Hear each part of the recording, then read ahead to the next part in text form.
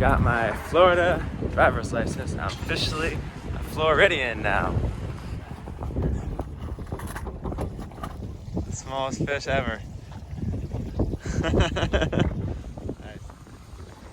Our neighbor Denny took us fishing on his pontoon boat and we caught some nice, tasty sheep's head. Yeah, oh man, looks giant. Look at that! That is 17! Can you take a picture? Yeah.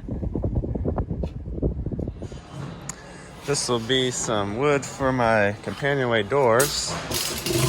One of today's projects will be to remove the old name. I'm going to change the name to the Pickled Herring. And hopefully it won't be too bad because I think this name is only like a year old, so maybe it will come off pretty easily. I'm using some Goo Gone and a box cutter. That seemed to work pretty well last time. You just gotta be careful not to take any of the paint off. The boat came with this cool like oil lamp, but I think I'm gonna take it out because it just kind of takes up extra space. I also really like this paper towel holder I had on my last boat, so I'm gonna swap that out too.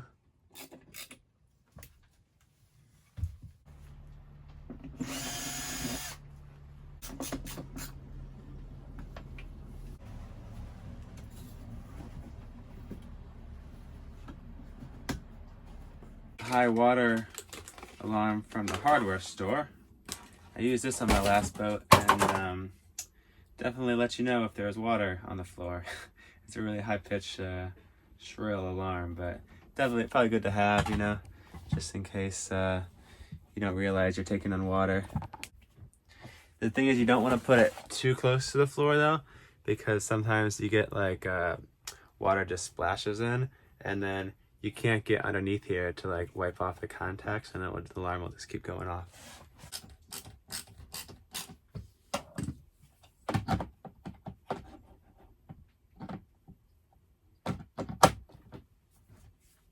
I had to take this CO2 cartridge out when I flew with my life vest, so I'm just gonna reinstall that. I think it just goes in twists. Oh, now it's green. Alright, and then I'm gonna re-zip it. You don't want this to come out because it's a pain to get back in.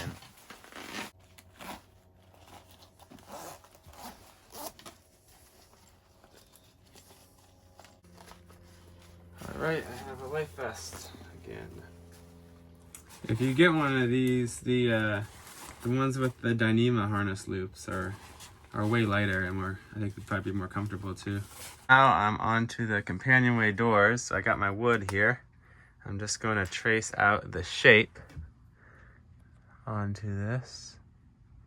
So about there.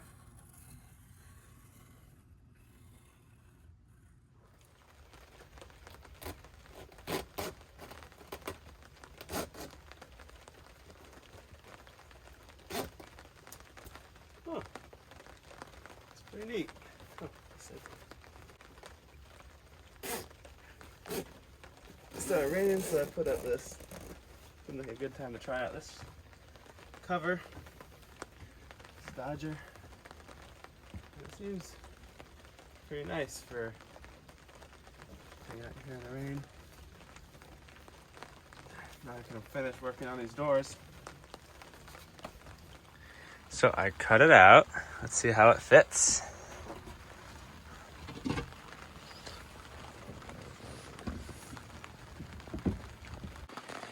It's pretty good. I put some papers on the bottom so it would have a little bit of a gap and not bind up.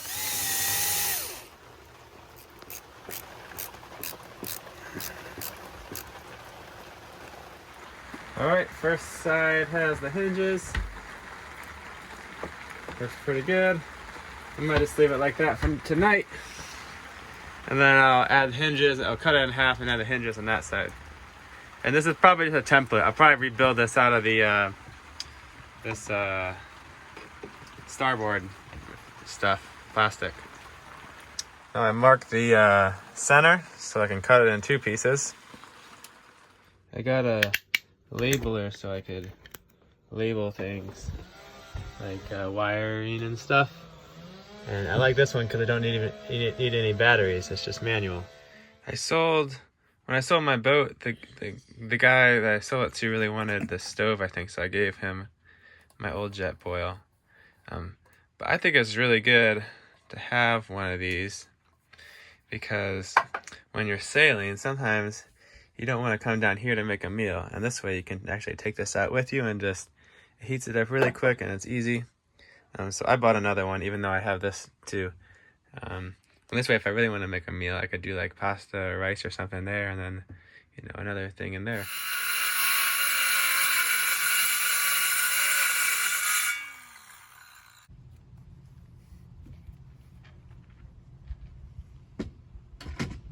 Now I cut the door in half, and so I have these blocks to hold it together, and I'll screw this in, and then I can unscrew these.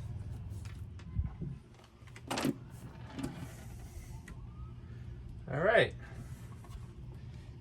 and I might not even need door stops because these hinges seem to kind of hold the doors in place. I do have some. I have the same ones I installed in there. I could just put that right here, but then it's like one more thing sticking out of there, which I don't really like. That seems pretty good. And the way I did this, the old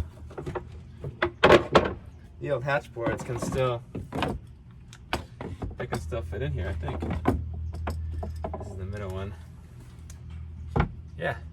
And also that air conditioning, I'll just open these up and the air conditioning I think should be able to slot right in there too. And then like if I had to put out my drogue or something and was being, you know, chased by following seas in really bad weather, I could have the hatch boards and close this. And then, like, that would really, you know, just be extra secure and maybe a little bit more watertight than just the hatch boards. Cool. Okay, so now I need to I forgot, I mounted this again, but I need to trim off the top a little bit so that this can slide and these can close underneath it. And then in the real one, this will probably be a complete strip. So it'll keep water from, you know, seeping in between that crack. And then I might even put a little bit of like a trim or a sealer on there, but maybe not, because I mean the water is supposed to drain out here anyway, so it should be okay. Didn't quite trim enough on this side, so let me get out my block plane and just plane that down. Oh, and then I need to put a lock on here. Now I got this so it fits just perfectly. Perfect fit at the top.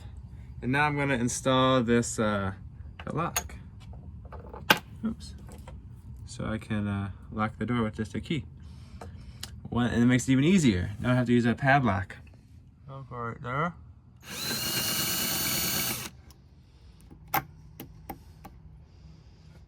Okay. It's done. That fits. And that locks it.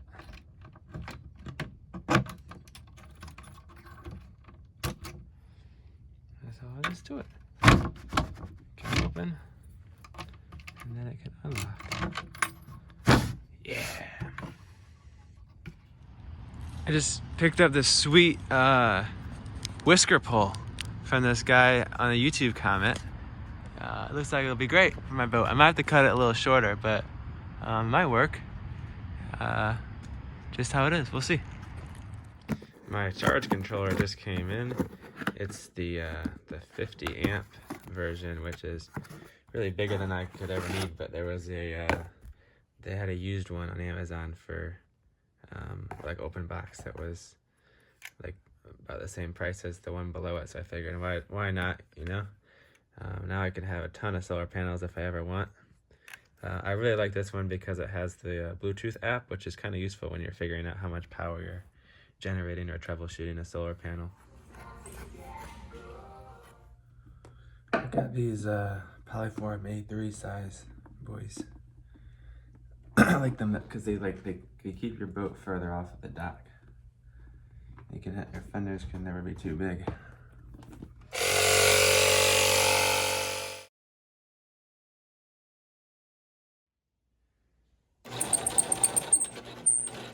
sewed kind of a balloon shape, so let's see if it fits. Let's see if it will fit.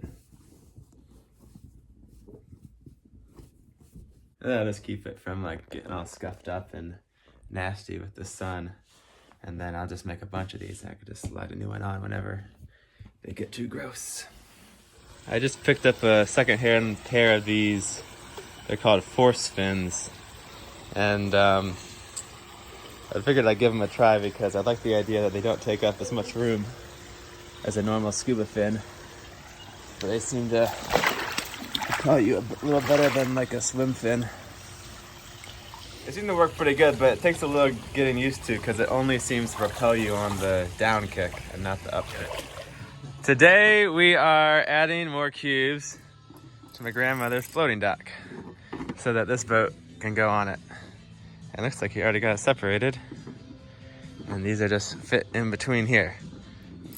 All right, first two in. Wiggle around it. You know what? I wonder if we put it in wrong. Yeah. All right, got it all pulled together.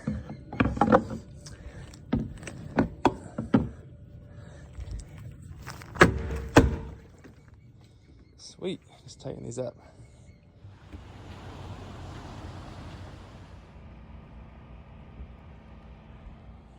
So I'm measuring this this part of the sail because my Genoa, my furler has 2 tracks. So I think if this already has a bolt rope. So if I remove the hanks, maybe I can just slide this onto the second track and kind of experiment with these other sails. I like the idea of maybe having the 2 Genoas on either side if I go downwind. Pretty good engine access once you remove these 2. This looks like some water strainer, maybe. Let's open it up. Here's our raw water filter strainer thing. Let's see how that looks.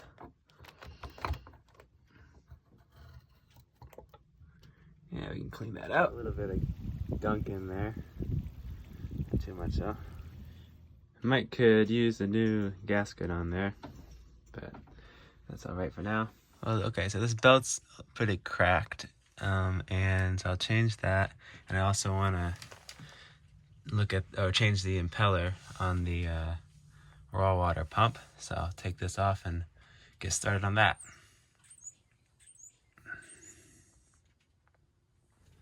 Loosening this guy.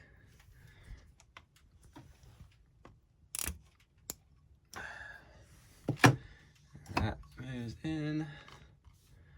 Okay, this can come off. All right, I'll save this as a spare. Okay, now to remove the raw water pump. Actually, undo this. Okay, I suppose I should probably undo this so it doesn't, from this side, so it doesn't spill water everywhere.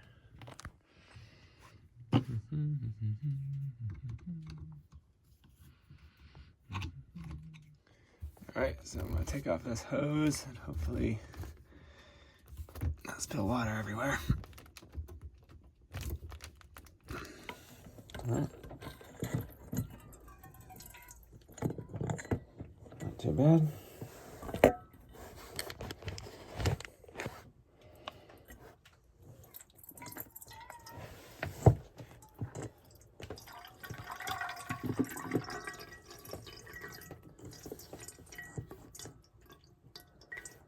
Okay, so now I think I need to remove the this cap screws here.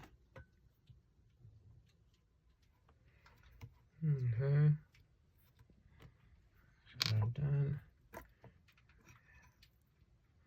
There's the impeller, and looks like there's no gasket on here, so maybe I should go get one of those. It looks like it's in pretty good shape, but you should always change them anyway, because even if they look fine, sometimes they're not. Here's the replacements. It's the impeller, and then the gasket, And this boat, it came with like all the spares, so I'm just gonna swap that in there and then I'll buy replacements of these to have on hand.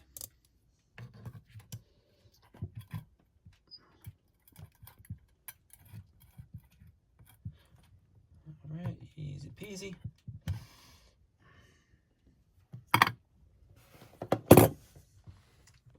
You can see some of these are kind of bent and deformed. Probably just could have been sitting in the same spot, and that's not really good. So it's a good thing we're replacing it, but fortunately none of them are broken off. That can be a real pain in the butt to fish out. Just a little bit of lubricant on the new impeller until the water gets in there.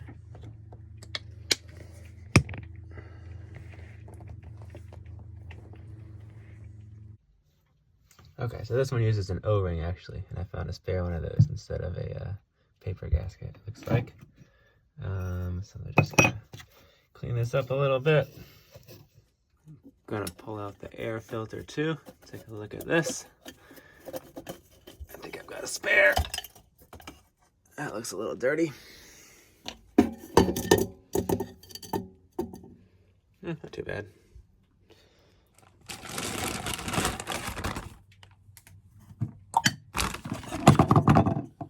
Just noticed there's a hole in the side of my air intake silencer. And I don't know if that's supposed to be there. It looks odd. I don't know. It's like the rest of it's not that badly corroded though. I don't know what happened. Look at that. So now I'm gonna remove the fuel filter. This thing comes off.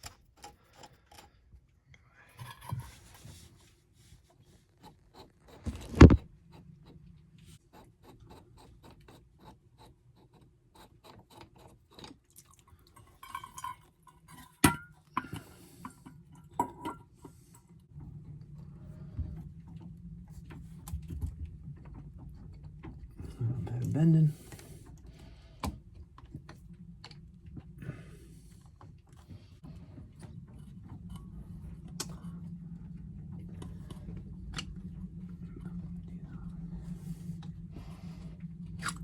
There we go.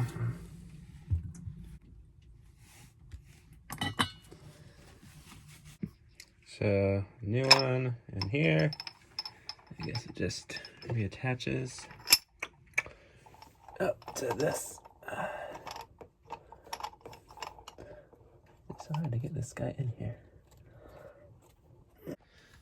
Okay, I got that back on. I had to loosen some of these hose clamps because they were getting in the way, but now it's good. I put some lube in there and then put this back on.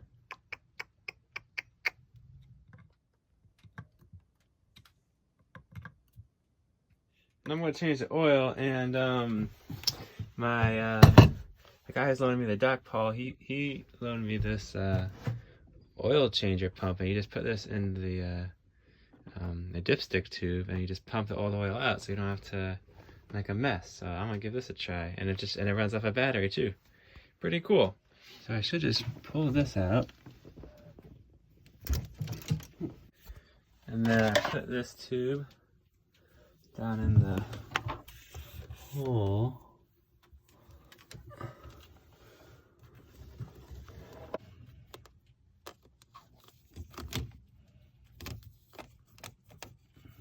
Okay, so the battery's hooked up. Let's see how this works. I don't know, there's supposed to be a switch.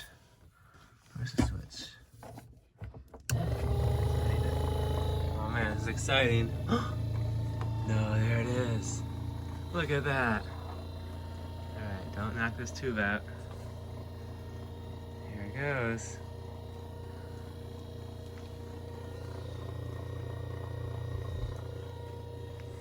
So neat. It started making a weird noise. Oh, there it goes. I drained out the water in the diesel, and this is like another fuel filter, I guess. Great. My fuel drained out of here accidentally when I was trying to drain the water. So I feel like I should add a little bit more. If I can do it without spilling everywhere. Actually, here, pop this filter out.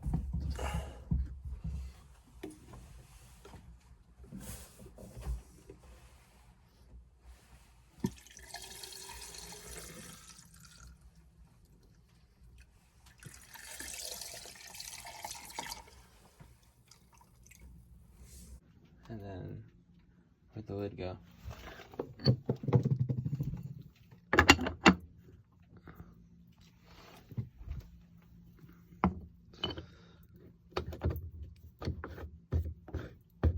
I had a heck of a time finding this oil filter, but I finally found it at Walmart. They like found one in the back. It's like been sitting there for ages, but that should go easier next time because I figured out all the cross-reference models you can get. All right, the new oil filter is on there. All right, motor oil time. Should hold 2 liters. Seacocks are kind of seized. This one is seized closed, so I'm stuck using the holding tank and a pump out station until I can figure out how to open that up. But I found this pipe and I'm assuming it was used to kind of coerce these a little bit, so that's what I'm doing. Let's see if it'll move. That doesn't look too promising. Well, pipe slid on there further. Trying a little heat gun too. And that did the trick. Sweet. There's the all the rest of the bronze ones are also seized, so I'll go and see if that trick works on them too. Open. So WD-40, heat gun, and a little bit of a lever. And then I think from now on I'll be, every time on the boat, make sure I operate these. Now that opens really easily now. This one is now working again. It works fine too. It's so easy. Okay, I could not get that to move at all the other day. All right. This is all the sludge I got out of that primary fuel filter. So gross. So I refilled the fuel filter and I decided to drain it one more time, and even more stuff came out. I'm glad I did that. I feel like it's probably not so good to be getting that in my motor. So this is where the raw water goes out of the heat exchanger into the exhaust mixing elbow. And I have a feeling this thing is just full of salt and you can squeeze it and I hear it. So I'm gonna pull this off and see if I should clean this out and maybe see if I can get an idea what kind of shape this thing is in, because I think these are kind of parts that need to be replaced every once in a while too. It actually came with an old one, so I know this is not the original. So I might be looking at getting a spare one of those in the future. All right, there we go. Oh, it's not too bad in there. You can see though, probably doesn't hurt just to clean some of that gunk out. So I imagine the inside of this heat exchanger is probably not super pretty, but we'll have to live with it for now. I took the hose and I got some pretty good sized deposits cleaned out of there, so that's looking like a much more clear path. And I'm assuming there's probably a whole lot worse stuff going on in the little passages in here, but better than nothing. Time to start putting things back together. I noticed that this water pump started leaking when I put it back on, so I don't know if I think it might be this hose here, or maybe I needed that paper gasket that wasn't present. So this is coming back off and we'll take a look at that. Other than that, we're getting near the end of this project. I think the next time I'll change the transmission fluid and probably swap out the coolant, but I got a lot done today. Feeling much better about this engine. Starting to, understand it a little better. Let's hope it'll run when I put it back together. I also want to figure out the how to manually start it. I think that's one of these. Is it this thing? I don't know. I'll look into that. I think the pump is all right. I think the problem is this hose near the end. So I'm gonna see if I can just cut a little bit off and slide it on further, and maybe that will fix it. That seems to have done the trick. Put a new close clamp on there and cut that hose a little bit, but we got plenty of length still. So put this back together and we can start the engine. All right, everything's put back together. Let's see if this can start the engine or if I destroyed it. That's in there. Okay.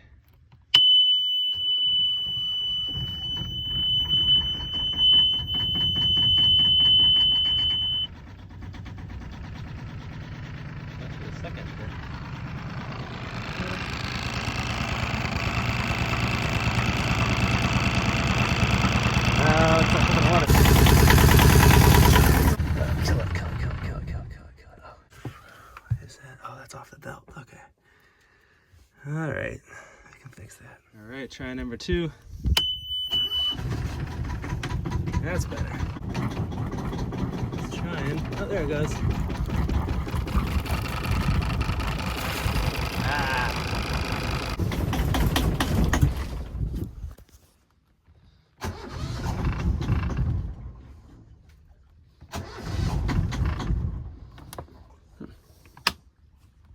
So the motor was starting fine and then dying right away. So I think that means that I need to bleed the fuel. So I loosened these two and I got a little lever back there. I pumped that until fuel started coming out, and then a little bit more. So now I think got fuel up to here. Unfortunately, it's hard to really reach this nut in here because all the hoses and the that pump. So we'll see. Hopefully, I don't have to bleed that. Otherwise, I think I might. There's also something by the injectors you can bleed. But let's try this for now. See if it starts. Well, sorry to leave you with a cliffhanger. I ended up having to come back to work. The engine still didn't run, but I think I just need to bleed those fuel lines a little better. But the good news is this is my final week of my Disney contract, and next week I'm gonna fly back to California and pick up my car, and I'll be driving it across the country back to Florida, so that'll be a fun little adventure. I'll just take my time and explore some coolest places. I'll be bringing my paraglider. And then after that, I mean, the boat's pretty much ready to go. I found a used Wind Pilot wind vane, which is like the next model up of the one I sailed to Hawaii with. So I'm really stoked about that. I can't wait to get that mounted on the boat. And that was really the last big thing I needed to get installed on the boat before heading out. So it looks like I'll be sailing the world very soon, and I hope you will follow along too.